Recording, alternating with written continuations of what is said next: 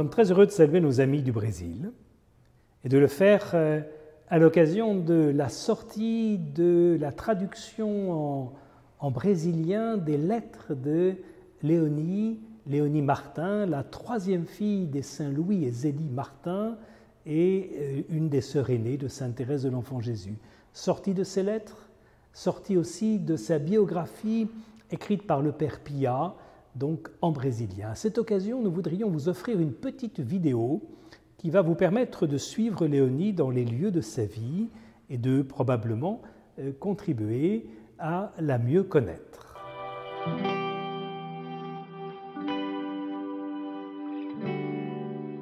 Sainte Thérèse de l'Enfant Jésus, quand elle raconte sa vie, a soin de distinguer 3 temps. On pourrait faire de même pour sa sœur Léonie. 3 temps, 3 lieux. 3 lieux, c'est tout d'abord Alençon, où elle naît le 3 juin 1863 et où elle passe 14 années assez décisives de sa vie, avant qu'elle ne rejoigne alors avec sa famille Lisieux, après la mort de sa maman. Et là, elle aura 24 années de croissance, de formation et d'orientation, une orientation, nous le verrons, assez compliquée, assez difficile, avant de trouver enfin son centre, sa paix, à la Visitation de Caen, où elle passe les 40 dernières années de sa vie. Alors, faire connaissance avec Léonie, c'est peut-être retenir ces qualificatifs qui illustrent sa vie à travers la correspondance. Léonie, c'est d'abord la petite Léonie, celle qui à la naissance pose des inquiétudes, des questions à sa famille. Zélie dira de Léonie: j'ai pendant 16 mois craint de la perdre. Elle est petite, elle est plus tardive à tenir sur ses jambes, elle est fragile. Elle ne le sera plus après une prière, une neuvaine de prière adressée à Marguerite Marie. On l'a découverte beaucoup plus vive, elle court vite comme un lapin, dit sa maman. Elle est très agile, mais elle restera cependant fragile physiquement et surtout extrêmement vulnérable à l'eczéma qui va la faire souffrir tout au cours de son existence. C'est la petite Léonie au sens d'une certaine fragilité physique. Le deuxième terme, nous allons aller le découvrir, si vous le voulez bien, dans une des pièces de la maison où elle a passé, après avoir été donc pendant 8 ans dans la maison de la famille au-dessus de l'horlogerie, bijouterie de son papa, au quartier de Montsort. La famille ayant déménagé, s'est retrouvée alors dans cette seconde maison où elle a passé 6 ans, qui est la maison de la rue Saint-Blaise, là où est née Sainte Thérèse. Nous allons ensemble entrer dans une de ces pièces, qui est tout simplement la cuisine de cette maison.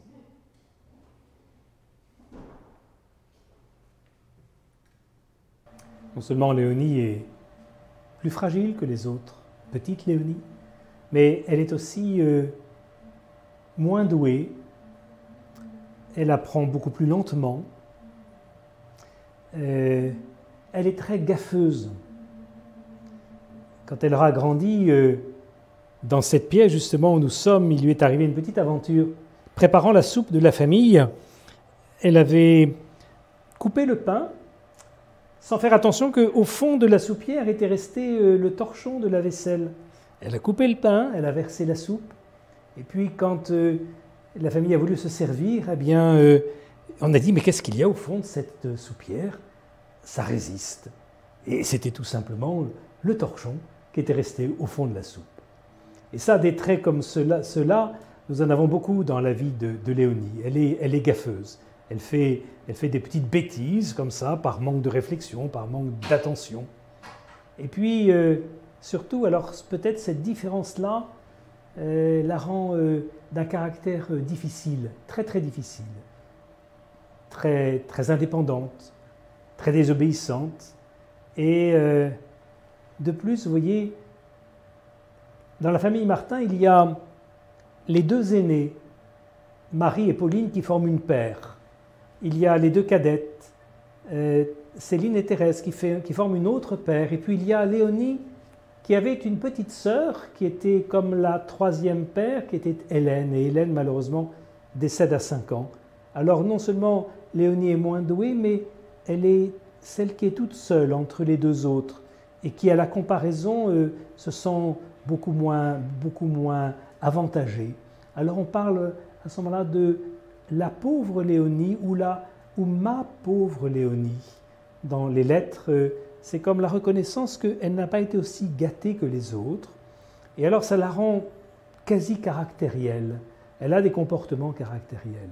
À tel point que, ayant été 2 fois admise à la pension comme ses sœurs aînées, à 2 reprises, les sœurs de la pension donc du Mans doivent renoncer à cette expérience et sa maman doit la reprendre parce que quand elle est avec les autres, elle est vraiment impossible. On ne peut pas la tenir. Donc vous voyez, c'est une enfant qui pose beaucoup de problèmes à la famille au point que Zélie se dit « Oh là là, je prie beaucoup le Seigneur et puis je ne suis pas exaucée. » Et quand on découvre cela avec des pèlerins ici, on est très frappé que beaucoup de parents expérimentent aussi dans leur famille une difficulté de relation avec l'un ou l'autre de leurs enfants.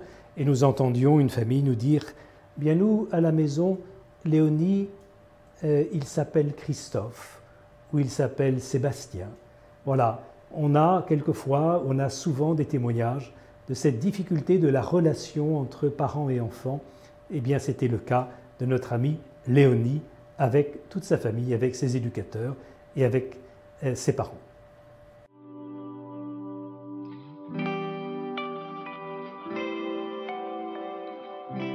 Et dans cette vie mouvementée de Léonie, il y a comme une petite musique qui se laisse entendre, un peu comme dans une symphonie, une musique qui monte de plus en plus et qui fait qu'on parlera de plus en plus de la bonne Léonie, ma bonne Léonie. À titre d'exemple, voyant qu'elle part à Lisieux, qu'elle va passer un moment très agréable chez son oncle et sa tante à Lisieux, elle a bien soin de dire à la petite Thérèse avant de partir, tu sais, je te rapporterai tous les gâteaux, parce qu'elle sentait que Thérèse était très triste de ne pas accompagner sa sœur dans sa famille, de ne pas avoir ses cousines, voilà. Et Zélie dit, Léonie, elle a finalement un cœur d'or. Et ce cœur d'or, alors, on peut l'évoquer dans cette pièce autour d'un petit événement que raconte Zélie un jour où elle découvre que quand même elle n'est pas dévote, notre Léonie, et qu'elle s'ennuie pendant la prière. Cette prière qui se tenait dans cette chambre de Pauline et de Marie. Et alors, voyant qu'elle n'était pas dévote, elle a été étonnée que Léonie dise à sa maman « Mais lis-moi la vie de Jésus ». Et alors, sa maman lit une petite vie de Jésus. Et elle dit alors, arrivé au moment de la passion du Christ, alors Léonie a été d'une attention et son émotion était si profonde qu'elle a commencé à pleurer. Et alors, sa maman, pressent effectivement quelque chose d'une profondeur de sa vie spirituelle qu'elle n'avait pas vraiment peut-être découvert à ce point jusqu'alors. Et cette petite musique, alors, elle devient de plus en plus présente. Vous voyez, à partir de l'âge de 10 ans, quand on parle de l'avenir, qu'on dit à Léonie, mais qu'est-ce que tu aimerais faire quand tu seras plus grande? Ah, j'aimerais être religieuse. Étonnement de la maman en disant, autant on l'attendrait peut-être de l'une ou l'autre des autres filles, mais de Léonie, vraiment, je ne m'attendais pas à cette réponse.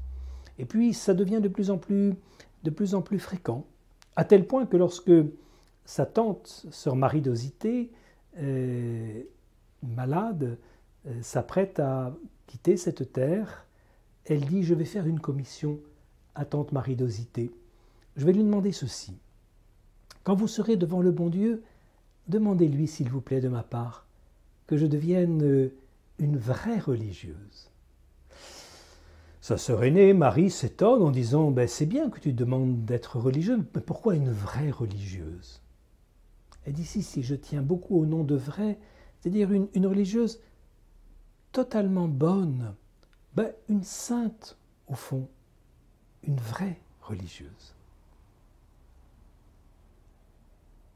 Si bien que là, nous découvrons alors quelque chose qui va petit à petit illuminer la vie de Zélie. Elle qui pendant près de 14 ans avait prié pour que l'avenir de sa petite Léonie, de sa pauvre Léonie, de sa bonne Léonie s'ouvre et devienne un avenir heureux, elle découvre effectivement une transformation. Alors cette transformation, elle est passée par un événement qui s'est révélé peu de temps après la mort de sœur Marie d'Osité, à savoir qu'on a découvert qu'il y avait une chose qui pesait très lourd sur la vie de Léonie, c'était malheureusement les comportements de Louise Maret, employée à la maison, bonne dans la vie de la famille Martin, donc domestique au service de la famille, et qui, tout en étant une personne pour le reste sympathique, avait cru pouvoir employer la force pour faire céder Léonie. Elle, au fond, elle l'a harcelée. On peut dire que vraiment, elle pesait très lourd sur cet enfant. Elle lui faisait très peur. Et alors, quand Zélie a découvert les méthodes assez violentes de Louise, elle était extrêmement inquiète et déçue en disant la violence n'a jamais converti personne, ça ne fait que des esclaves. Alors, ils ont fait le point avec cet employé. Au départ, ils pensaient renoncer à la garder, puis finalement, ils l'ont gardée malgré tout. Mais lorsque les choses ont été mises au point, alors on a vu une Léonie s'apaiser de plus en plus. Et les derniers mois de la vie de Zélie, elle a eu cette relation extrêmement profonde avec Léonie, disant « Elle regarde dans mes yeux ce qui pourrait me faire plaisir. Elle en fait presque trop. » Donc on peut dire que la prière de Zélie pour la conversion de son enfant a porté son fruit tout à fait ultime et qu'il a fallu 14 années avant d'y parvenir. Et pour beaucoup de personnes qui ont comme ça des grandes intentions et qui sont longues à être exaucées, le témoignage de cette relation entre Zélie et Léonie est vraiment un réconfort, un soutien de continuer, de persévérer dans la prière et de faire confiance qu'un jour les choses peuvent se transformer.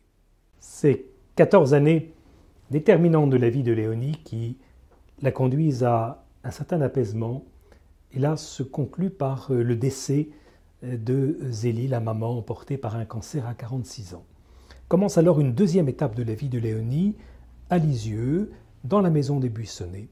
C'est une étape qui conforte le mieux-être de Léonie. Marie, au début, nous dit « Je trouve que de jour en jour, elle change, Léonie. Elle nous apportera certainement beaucoup de consolation. » Et de fait, elle se stabilise. Elle a 3 années de scolarité stable, concluante. Et puis, elle a après cette recherche de son avenir.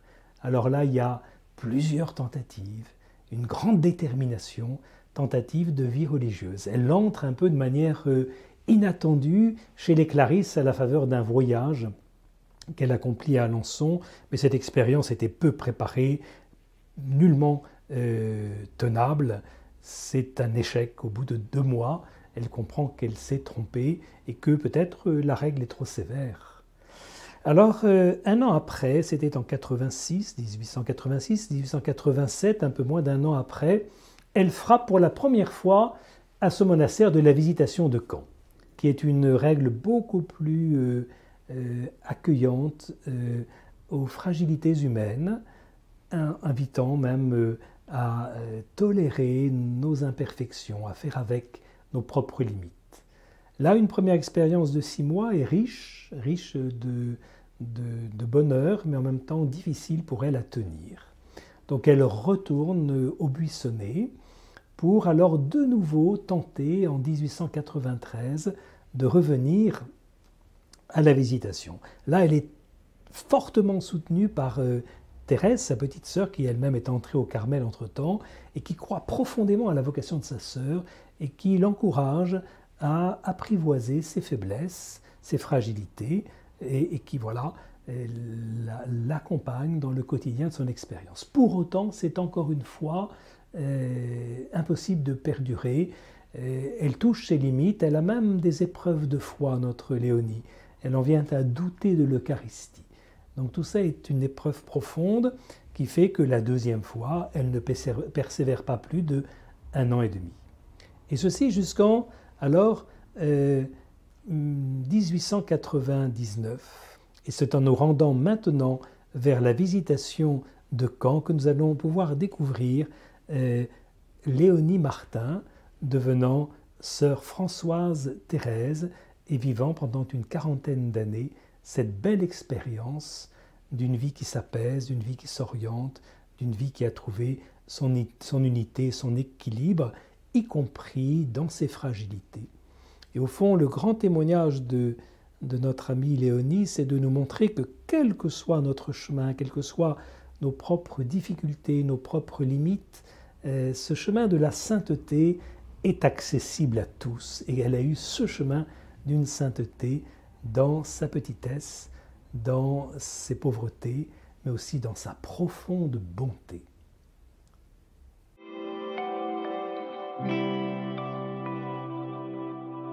Lorsque le 16 juillet 1887, Léonie franchit pour la première fois cette porte du monastère de la Visitation de Caen, sa cousine Marie Guérin a cette expression, je trouve, très, très forte, très belle.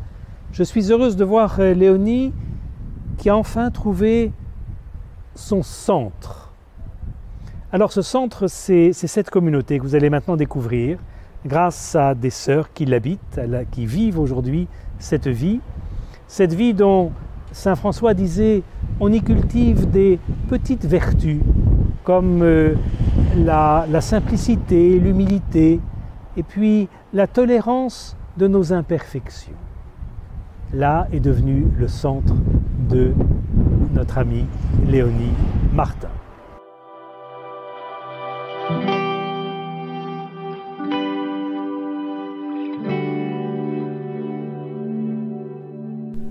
À la suite de Léonie, nous avons nous aussi franchi aujourd'hui même la porte de cette communauté de la Visitation de Caen. Et nous sommes très heureux d'être accueillis dans cette communauté par sœur Marcelle Thérèse qui va passer un petit moment avec nous. Et je demanderais bien une chose à sœur Marcelle Thérèse, c'est aujourd'hui cette communauté de la Visitation de Caen, vous en diriez quoi en quelques mots? Alors, notre communauté de Caen, aujourd'hui, elle se compose de 14 sœurs présentes, dont 8 vietnamiennes et 6 françaises. Notre supérieure est vietnamienne. Donc pour nous, ça a été une étape cette année, enfin l'année dernière. Tout se passe très très bien. Il y a beaucoup de partage dans la communauté, beaucoup de vie fraternelle. Nos sœurs vietnamiennes sont, je dirais, presque trop aux petits soins pour les sœurs françaises. Ça se vit très très bien. Notre communauté, bon, les sœurs françaises sont toutes vieillissantes, je dirais. Le problème, c'est notre avenir. On aimerait voir de jeunes vocations. Je le redis quelquefois, moi, à nos sœurs vietnamiennes. Des vietnamiennes, oui, mais j'aimerais voir des sœurs françaises ou au moins européennes. Et je leur ai dit qu'il faut qu'on en demande au moins 6 pour remplacer les 6 françaises qui commencent à prendre de l'âge. On a une sœur qui va avoir 100 ans au mois d'octobre. Et la plus jeune des françaises a plus de 70 ans. Donc il serait temps qu'ils viennent des jeunes. Et ça, elles le comprennent très bien et elles-mêmes le désireraient, avoir des sœurs autres que vietnamiennes pour faire un brassage un petit peu. Notre vie est toute simple, c'est une vie de simplicité que voulait François de Sales, de douceur et d'humilité. On travaille beaucoup la liturgie. Nos sœurs prennent du temps pour répéter les chants de l'office, vraiment mettre l'accent sur la liturgie, que ce soit bien préparé. Autrement, elles ont des temps de formation aussi. Nous, on y va ou on n'y va pas, les anciennes. On a des temps de partage fraternel en communauté. Et tous les jours, on a 2 temps de détente ensemble qui favorisent justement la vie fraternelle. Parce qu'on insiste beaucoup sur la vie fraternelle en communauté. Je pense que c'est très important pour toutes d'ailleurs, pour les anciennes comme pour les jeunes. Et les anciennes sont les premières à venir. C'est intéressant parce qu'on va la resituer, cette vie, avec toute une histoire. Aujourd'hui, on découvre combien elle est internationale. Oui. Ce dialogue au nom de la foi entre des cultures qui se rencontrent dans une vie fraternelle, communautaire.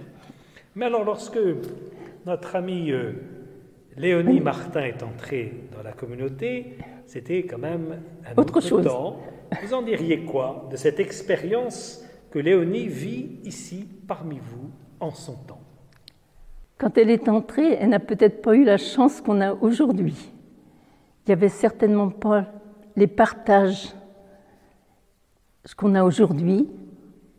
Aujourd'hui, on partage davantage entre nous. Il n'y a peut-être plus de vie fraternelle.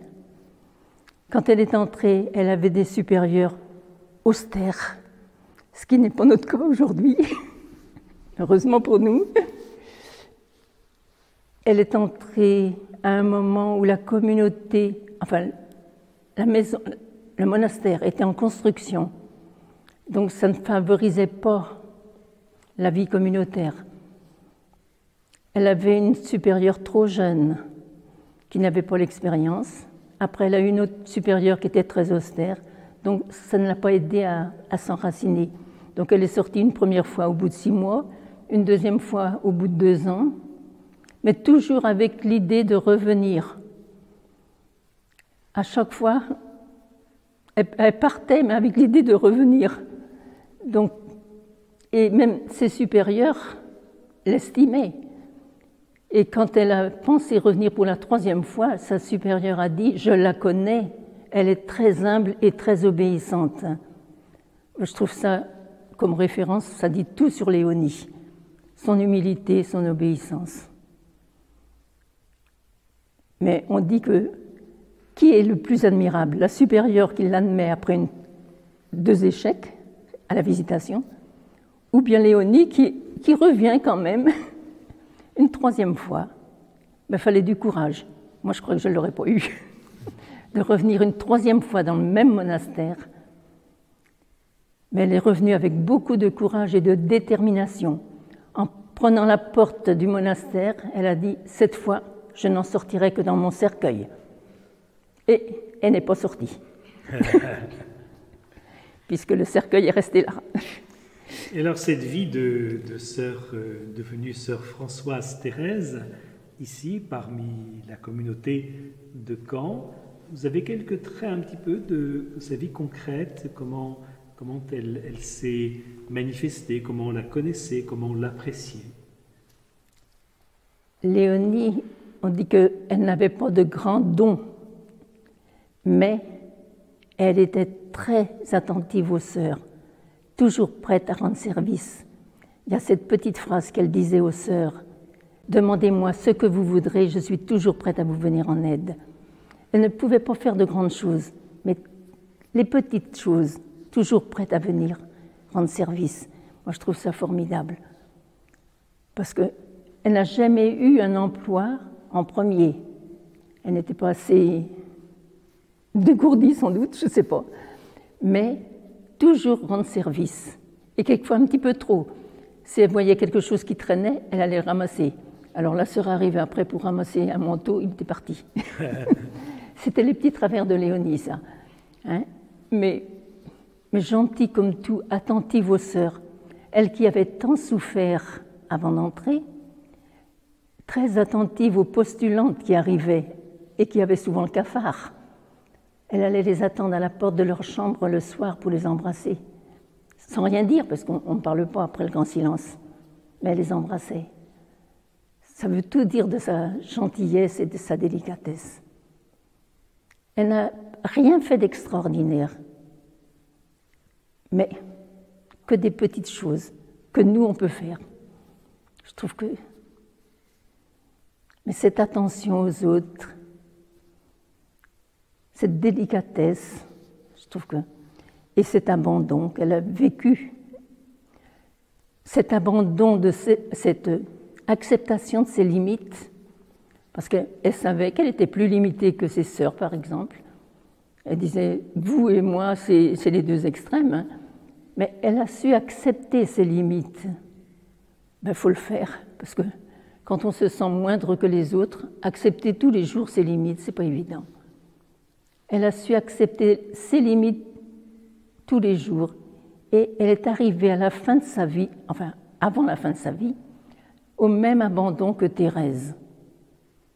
Au début, on la sent, ah non, elle dit à ses sœurs, il ne faudrait pas que vous mouriez avant moi, je ne le supporterai pas. Et à un moment, oh, vous pouvez partir, ça me serait égal. On sent, ça y est, elle est abandonnée. Elle a mis du temps. Thérèse est allée à un bulldozer. Elle, c'est la petite vitesse. C'est pour ça que je me dis, Léonie, il ne faut pas être pressée. Si on lui demande quelque chose, ne soyons pas trop pressés. Ça viendra, mais soyons pas pressés. Dans le pas trop pressé, est-ce qu'il n'y aurait pas alors cet autre aspect qui est tout simplement son action aujourd'hui, sa vie posthume? Est-ce que ce n'est pas aujourd'hui qu'elle manifeste qu'elle n'est pas toujours en second, mais bien en première loge des services rendus à ceux qu'il a pris? Et qui sont ces personnes qui viennent à ce point prier et se confier à Léonie? Ah, aujourd'hui, tous ceux qui viennent vers Léonie sont ceux qui ont des problèmes, des difficultés avec leurs enfants, des difficultés personnelles, ou qui ont vécu des problèmes comme Léonie, qui ont été sous l'emprise de personnes comme Léonie a été sous l'emprise de la bonne, qui ont de grosses difficultés. Tous ces gens-là viennent se confier à Léonie. On en voit, mais où on reçoit des mails à la, je dirais pas à l'appel, mais beaucoup, des gens qui commencent leur courrier en disant « Toi qui as beaucoup souffert, tu peux me comprendre. » Parce qu'elle a souffert, mais elle a su transformer sa souffrance, l'assumer, l'offrir. Je trouve que aujourd'hui, les gens se sentent très proches de Léonie, très très proches. On entend les gens dire en sortant de la chapelle, en partant du tombeau de la chapelle, on est en paix. Ils n'ont pas forcément obtenu ce qu'ils désiraient, mais ils ont la paix. Je trouve que c'est le principal. Il n'y a pas le miracle, mais il y a la paix. On a plein de petits exemples comme ça. Un jour, j'ai une famille, une dame amie pas loin d'ici, 4 kilomètres. Sa sœur a fait un AVC. Et dans les enfants, elle a 3 ou 4 enfants, je crois. Et parmi les enfants, il y en a un qui a très mal vécu ça. Il devenait impossible à vivre. Un jour, la tante a dit, écoutez les enfants, vous venez avec moi, on s'en va tous voir Léonie. Ils sont tous arrivés prier Léonie. Ses enfants, ses neveux, ils ont prié Léonie. Et ils sont repartis. Depuis, le garçon est tout calme, tout paisible. Je me dis, c'est pas des miracles, mais que de grâce obtenue. Il y a plein de petits exemples comme ça. On a eu Valentino, par exemple, aussi, qui ne voulait plus se lever, ni aller au centre où il était soigné, ni rien. Il restait dans son lit à longueur de journée. Et un groupe est venu de Belgique, prier ici, et la maman avait dit à la sœur qui était dans le groupe, priez pour Valentino. Ils sont venus, ils sont allés à la crypte l'après-midi, ils ont prié pour Valentino, et le lendemain, la maman de Valentino appelle la sœur, Pascal. Je ne sais pas ce qui se passe. Hier, Valentino s'est levé. Ah, Marie-Pascale qui lui dit, oh, moi, je sais bien pourquoi. Ah, il était quelle heure? Oh, dans les 15h, 15h30. C'était l'heure où il priait à la crypte. Et depuis, Valentino se lève et va au centre. Et ça dure. C'est des petits gestes. Et il y en a plein comme ça. Je suis en train de relever dans tous les courriers qu'on reçoit, toutes les grâces qu'on obtient. Je voudrais presque faire un petit... Un recueil, un livre. Oui, recueil de grâces obtenues. Il y en a beaucoup. Mais il n'y a pas le vrai miracle.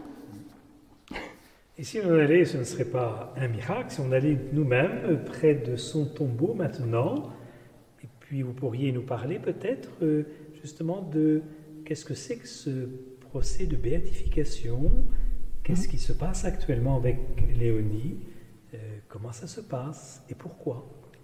Nous allons nous rendre peut-être au tombeau. Oui.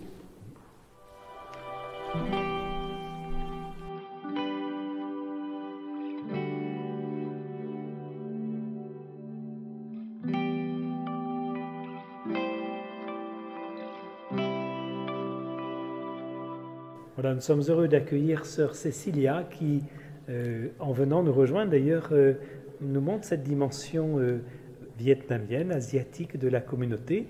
Et nous nous retrouvons auprès du tombeau donc, de sœur Françoise Thérèse Léonie Martin, avec ces quelques mots pour nous présenter alors ce cheminement vers l'éventuelle béatification de Léonie. Alors, nous en sommes maintenant dans l'attente. Le 22 février, nous avons clôturé le procès diocésain. Notre évêque a tout transporté, enfin tout remis à la congrégation pour les saints le 9 mars 2020. Et le 10 mars 2021, on nous a annoncé que le dossier était validé, ça veut dire qu'on peut continuer la cause de Léonie. Alors on en est là, on sait qu'on peut continuer. 32 000 pages du dossier ont été remis à la congrégation des saints. Un dossier trop volumineux, on nous a dit trop.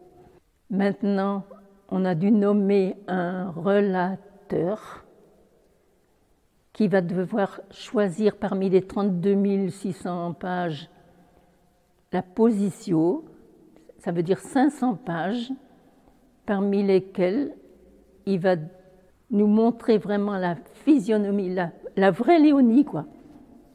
Il faut qu'il découvre le vrai visage de Léonie parmi ces 32 000 pages. Alors je lui souhaite un bon courage. Mais là maintenant, on en est là, on ne sait pas quand viendra la suite, combien de temps il faudra avant qu'elle soit déclarée vénérable. Voilà, et puis éventuellement, si effectivement un miracle non seulement se produit, mais peut être reconnu comme tel, alors il y aurait la béatification. Ah oui, là, s'il y avait un miracle, oui, ça va vers la béatification. Des petits miracles, on en voit déjà, vous nous en avez raconté, oui. Mais il faudrait qu'il y ait quelque chose, vraiment, non, mais quelque chose qui toucherait effectivement, y compris peut-être le physique des personnes. Ah oui, il faut des vrais... Il faut à la fois des grâces intérieures et puis des grâces qui se concrétisent aussi dans... Il faut vraiment une guérison qui soit vérifiée avec les certificats médicaux avant et après, et que ça dure et qu'il n'y ait pas de séquelles. C'est ça. C'est très... Donc voilà, très tranquillement, on va laissez les choses se faire au rythme de Léonie et surtout du Seigneur s'il le veut. S'il le veut, oui, parce que là, voilà. On n'a aucune idée du temps que ça mettra. Dernièrement, j'ai reçu la lettre du Père Carme brésilien qui a traduit la Léonie et la correspondance. Il me disait, on a eu un miracle au Brésil, une personne qui avait de la chimio qui était très très mal. Ils ont prié Léonie, ils ont arrêté toute chimio, tout va bien. Mais il faut attendre 5 ans pour voir si ça dure. Bon, on attendra 5 ans pour voir si ça dure. Léonie nous invite à l'espérance, oui, à la confiance. Nous pouvons la prier, mais pour tous nos besoins les plus simples. Léonie avait une grande dévotion à l'Esprit Saint. Elle disait le Veni Creator tous les jours. Et elle priait beaucoup sa petite sœur, Thérèse, bien sûr, puisqu'elle a vécu de la petite voix de Thérèse. On dit que c'est la meilleure disciple de Thérèse, la première et la meilleure disciple de Thérèse. Elle a vécu la petite voix d'enfance, donc on peut l'imiter. Je pense que c'est en même temps l'espérance et en même temps confiance à avoir dans le chemin du Seigneur.